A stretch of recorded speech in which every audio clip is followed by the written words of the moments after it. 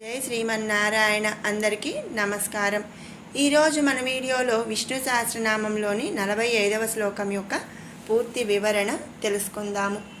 ఋతు సుదర్శన కాల పరమేష్టి పరిగ్రహ ఉగ్ర సంవత్సరో దక్షో విశ్రామో విశ్వదక్షిణ. ఋతు కాలమును పరిమాణము చేత విభజించువాడు. పరమాత్ముడు అలా విభజించడం చేతనే మరి రాత్రి పగలు ఋతువులు ఇలా ఏర్పడుతున్నాయన్నమాట. పరమాత్ముడు కాలపురుష స్వరూపుడు. మరి మనకు తెలుసు ఋతువులు సంవత్సరానికి 6 ఋతువులు అన్నమాట. అవేంటి? వసంత ఋతువు, గ్రీష్మ ఋతువు, వర్ష ఋతువు, శరద్ ఋతువు, హేమంత ఋతువు మరియు శిశిర ఋతువు.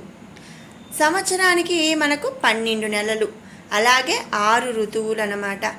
2 ఆయనాలు, దక్షిణాయనం, ఉత్తరాయణం. ఇక ప్రతి ఋతువులో కూడా 2 నెలలు ఉంటాయి అన్నమాట. అంటే చైత్రం, వైశాఖం వసంత ఋతువు, జ్యేష్టం, ఆషాఢం గ్రీష్మ ఋతువు. ఇలా ఒక్కొక్క ఋతువుకి కూడా 2 మాసాల 2 నెలల చొప్పున 12 నెలలకి 6 ఋతువులు అనేవి ఉంటాయి. అలాగే ప్రతిరోజు కూడా రాత్రి పగలు అని 2 భాగాలు ఉంటాయి. ఇలా స్వామి మరి కాలమును ఋతువులుగా మరి విభజించటం వలన రాత్రి పగలు ఋతువులు ఇవన్నీ కూడా ఏర్పడుతున్నాయి. కాబట్టి ఆ పరమాత్ముడిని కాలపురుష స్వరూపుడిగా భావించి ఇక్కడ స్వామిని ఋతువు అనే నామముతో స్తుతించుకుంటున్నాము. తర్వాత నామం సుదర్శన. సుదర్శనమునకు అర్థము శ్రీ మహావిష్ణువు చేతినందు ఉన్న సుదర్శన చక్రం. ఇది వేల సూర్యకాంతులతో ప్రకాశిస్తూ ఉంటుంది కనుక అటువంటి తేజస్సును ధరించి ఉన్నవాడనమాట. మరి సుదర్శన చక్రమే కొన్ని వేల సూర్యకాంతులతో ప్రకాశిస్తూ ఉంటే దాన్ని ధరించిన మరి స్వామి ఇంకెంత మరి సూర్యకాంతితో ప్రకాశిస్తూ ఉంటాడండి. కనుక అటువంటి తేజస్సునే ధరించి ఉన్నవాడు శ్రీమన్నారాయణుడు. సుదర్శనమునకు మరొక అర్థము చెప్పాలి అంటే శుభములను ఇచ్చు సాక్షాత్కారం అన్నమాట. మరి శుభాలను ఇచ్చే సాక్షాత్కారమును కూడా సుదర్శనము అని చెప్పి మనం ఇంకొక అర్థం ఇక్కడ చెప్పుకుంటున్నాము. ఆ పరమాత్మ సాక్షాత్కారముతో సకల శుభములు కూడా కలుగుతాయి అనే ఉద్దేశంతో స్వామిని ఇక్కడ సుదర్శన అనే నామముతో స్తుతించుకుంటున్నాము. తర్వాత నామం కాలహ. పరమాత్ముడు కాలపురుషుడు. అతని ఆజ్ఞచేతనే మరి సూర్యచంద్రులు పంచభూతములు తమ తమ విధులను నిర్వర్తిస్తున్నాయి. మనం ముందు నామాల్లో చెప్పుకున్న విధంగా ఏంటి అంటే ఈ సమస్త జగత్తులో కూడా అంతర్యామిగా ఉండి నడిపిస్తున్నది శ్రీమన్నారాయణుడు. పంచభూతాలలో కానీ సూర్యచంద్రులలో, దేవతలలో, మరి మనుషులలో, మరి సకల జీవకోటిలో కూడా మరి స్వామి అంతర్యామిగా ఉన్నాడు. సూర్యచంద్రుల గమనం వలన మనకు రాత్రి పగలు భేదములనేవి ఏర్పడుతున్నాయి. వరుణుడు, సూర్యుడు, చంద్రుడు ఇత్యాది వలన మరి ఋతువులు, పక్షములు, మాసములు మొదలగు కాలభేదములనేవి ఏర్పడుతున్నాయి. మరి అంతే కదండి, వర్షాకాలం వర్ష ఋతువు అని ఇట్లా వేరువేరు ఋతువులు, పక్షములు, మాసములు అనేవి ఈ సూర్యచంద్రుల ఇత్యాది వలన మరి గమనం వలన మనకి ఇవన్నీ కూడా ఏర్పడుతున్నాయి. వేదములనందు చెప్పబడిన కృత, త్రేత, ద్వాపర, కలియుగ భేదములను ఏర్పరిచినటువంటి కాలపురుషుడు ఆ పరమేశ్వరుడే. అతడే కాలహ అని చెప్పి ఇక్కడ చెప్పబడుతున్నాడు.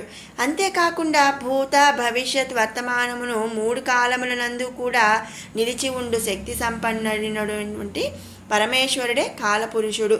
మరి 3 కాలములను కూడా అతడే ధరించి ఉన్నాడు కనుక ఇక్కడ మనం స్వామిని కాలహ అనే నామముతో స్తుతించుకుంటున్నాము. తర్వాత నామం పరమేష్ఠి. క్షేత్రమునందు క్షేత్రజ్ఞుడై ప్రకాశించువాడు. పరాపర భేదములు లేకుండా మరి పరమపదమును ఇచ్చేవాడు పరమేష్టి అన్నమాట. సకలమునకు కూడా స్థానమైన వాడు కనుకనే పరమాత్ముడు పరమేష్టి అని చెప్పి ఇక్కడ చెప్పబడుతున్నాడు. తర్వాత నామం పరిగ్రహ. పరిగ్రహ, తన అందు భక్తి శ్రద్ధలతో ఎవరు ఏది సమర్పించినను కూడా గ్రహ అంటే గ్రహించువాడనమాట. ఏదైనా సరే భక్తి శ్రద్ధ ఉండాలి. పరమాత్ముని భక్తి ప్రధానము కానీ ఇతరములు కావు కనుక భక్తిని తప్ప పరమాత్ముడు మరేది కూడా గ్రహించడు. మరి మనం ఒక పూజే చేసుకున్నాం, లేదు ఒక పండగే చేసుకున్నాం, ఓపిక ఉన్న వాళ్ళు మరి 100 రకాలు చేసుకోవచ్చు. ఓపిక లేని వాళ్ళు ఒక్క రవ్వ బెల్లం ముక్క పెట్టి దండం పెట్టుకున్నా కూడా స్వామి భక్తిగా పెడితే సమర్పిస్తే దానిని మాత్రమే గ్రహిస్తాడనమాట. నాకు డబ్బులు ఉన్నాయి కాబట్టి నేను 100 రకాలు మరి చేయించి నేను నైవేద్యంగా సమర్పిస్తే మరి స్వీకరించడు. దానికి కూడా అంటే స్వీకరించడు అంటే అన్ని రకాలు చేసి పెడితే స్వీకరించడు అని కాదండి. ఇక్కడ మనం భక్తితో 100 రకాలు పెట్టినా స్వీకరిస్తాడు, ఒక్క రకం పెట్టినా స్వీకరిస్తాడనమాట. 100 రకాలు ఎవరికైనా సరే ఇద్దరికీ కూడా ఒకే రకంగా స్వామి కరుణిస్తాడు. మెయిన్ ఇక్కడ కంపల్సరీ ఏంటి, భక్తి అనేది మెయిన్ అన్నమాట. అందుకనే మరి భక్తి శ్రద్ధలతో ఎవరు ఏది సమర్పించినా గ్రహిస్తాడు కాబట్టి శ్రీమన్నారాయణుడిని పరిగ్రహ అనే నామంతో ఇక్కడ స్తుతించుకుంటున్నాము. తర్వాత నామం ఉగ్రహ. ఉగ్రం అంటే ఏంటండి, కోపం. మరి ఇక్కడ శ్రీమన్నారాయణుడు లోకకంటకులు దుష్టుల ఎడల పరమాత్ముడు ఉగ్రస్వరూపుడు అన్నమాట. కోపాగ్నితో రగిలిపోతూ ఉంటాడు. మరి మనకి అందరికీ తెలుసు శ్రీమన్నారాయణుడు నారసింహ అవతారంలో ఉగ్రస్వరూపుడై హిరణ్యాక్షుల్ని చంపేశాడు. అలాగే మరి రామావతారంలో చల్లగా మరి హనుమంతుడిని పట్ల కానీ మరి అందరి పట్ల ఎంతో ప్రేమగా ఉన్నాడు.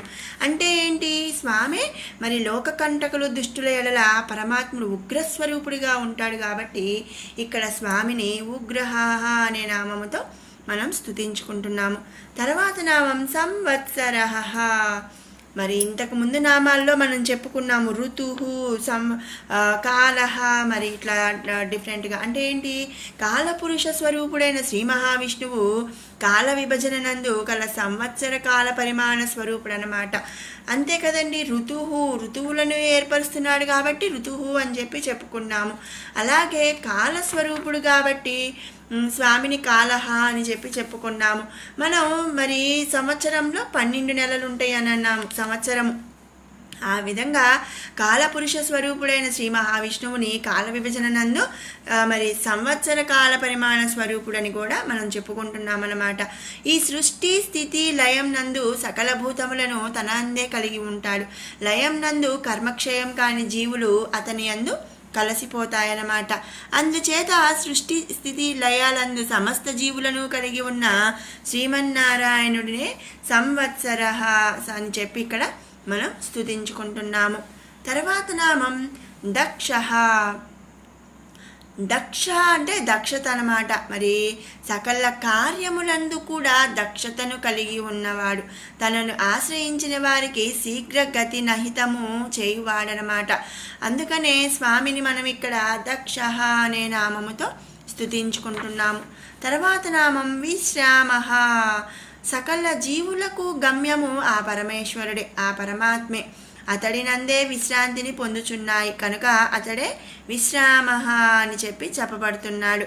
మరి మనం ఏ పని చేసినా, ఏ రూపంలో భగవంతుణ్ణి మనం పూజించినా, ఏ దాన ధర్మాలు చేసినా, ఏవి చేసినా కూడా మన చివరికి కోరుకునేది ఏంటండి, మోక్షం. మరి మోక్షంకి దారి గమ్యం ఏంటండి, ఆ పరమాత్మ అన్నమాట. మరి అంతే కదా, మనం మన జీవాత్మే పరమాత్మ అని తెలుసుకున్న రోజు మనకి మోక్షం అనేది కలుగుతుంది. ఆ మోక్షానికి గమ్యం ఆ పరమాత్మే. అందుకనే అతడి నందే విశ్రాంతిని పొందుచున్నాయి ఈ సకల జీవులు కూడా. అందుకే స్వామిని మనం ఇక్కడ విశ్రామ అనే నామముతో స్తుతించుకుంటున్నాము. తర్వాత నామం విశ్వదక్షిణ. విశ్వదక్షిణ పరమేశ్వరుడు అందరి అందు కూడా దయ కలిగిన వాడనమాట. పరాక్రమ శక్తిమంతుడు, జ్ఞానస్వరూపుడు, విశ్వమును దక్షతతో నడిపించువాడు. దక్షత అంటే దయ కనుక విశ్వదక్షిణుడు అని చెప్పి ఇక్కడ మనం చెప్పుకుంటున్నాం. ఈ సకల సృష్టి, ఈ సమస్త జీవరాశి అందరి అందు కూడా స్వామి దయతో నడిపిస్తున్నాడు. ఈ పూర్తి విశ్వాన్ని కూడా దయతోనే నడిపిస్తున్నాడు. మరి ముందు నామంలో లోకకంటకుల మధ్య మరి ఉగ్రహ అని చెప్పుకున్నాం కదండి అని అంటే మరి వాళ్ళని కూడా మరి స్వామి ఉగ్రస్వరూపుడై శిక్షించి వాళ్ళకి కూడా మరి మోక్షాన్ని కలిగించడానికి మరి వాళ్ళని శిక్షించి వాళ్ళని మంచి మార్గంలో పెట్టడానికి స్వామి ఇక్కడ ఉగ్ర రూపంలో ఉంటాడు తప్పించి మరి వాళ్ళంటే కోపం వీళ్ళంటే ప్రేమ అనేది ఏది ఉండదన్నమాట. ఒక తల్లి ఎలా అయితే తన పిల్లలలో మరి ఏదైనా తప్పు పని చేస్తున్న పిల్లాడి పట్ల కోపం చూపిస్తుందో మరి మంచిగా ఉన్న వాళ్ళ మరి ప్రేమ చూపించిన ఇద్దరి మీద కూడా ఒకే రకమైన ప్రేమ అనేది ఉంటుంది. మరి తల్లి వాళ్ళ మీద ఎందుకు కోపం చూపిస్తుందండి? వాళ్ళంటే ఇష్టం లేదా? ఇష్టం ఉంటుంది, కానీ కొంచెం అంటే చెడు మార్గంలో ప్రయాణిస్తున్నప్పుడు వాళ్ళని ఒక దారిలో పెట్టి మంచి మార్గంలో తీసుకురావడానికి లేదా బాగా చదువుకోవాలనే ఉద్దేశంతో మరి వాళ్ళ మీద కొంచెం కోపం అనేది చూపిస్తున్నా కూడా ఎలా అయితే తల్లికి ఇద్దరి మీద ప్రేమ ఉంటుందో దయతో మరి ప్రేమగా ఉంటుందో అదేవిధంగా ఇక్కడ శ్రీమన్నారాయణ కూడా ఈ సమస్త విశ్వమును కూడా దక్షతతో అంటే దయతో నడిపిస్తున్నాడనమాట, దయగలిగి ఉన్నాడనమాట. అందుకనే స్వామిని ఇక్కడ మనం విశ్వదక్షిణ అనే నామంతో స్తుతించుకుంటున్నాము. విన్నారు కదండి 45వ శ్లోకం, అందులోని నామాల యొక్క పూర్తి వివరణ. ఇప్పుడు 41వ శ్లోకం నుంచి 50వ శ్లోకం వరకు కూడా ఒకసారి పారాయణ చేసుకుందాము.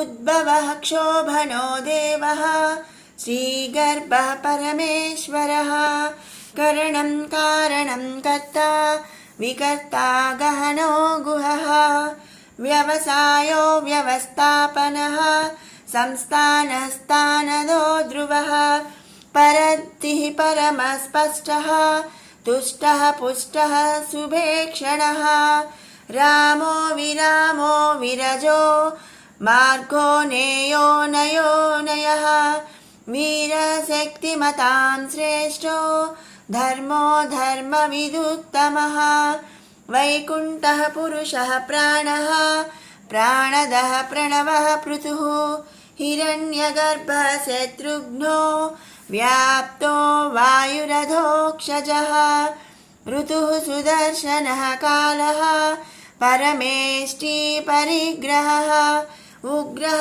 సంవత్సరో దక్షో విశ్రామో విశ్వదక్షిణः విస్తారస్తావరస్తాణుః ప్రమాణం బీజమవ్యయం అర్థో నర్థో మహాకోశో మహాభోగో మహాధనః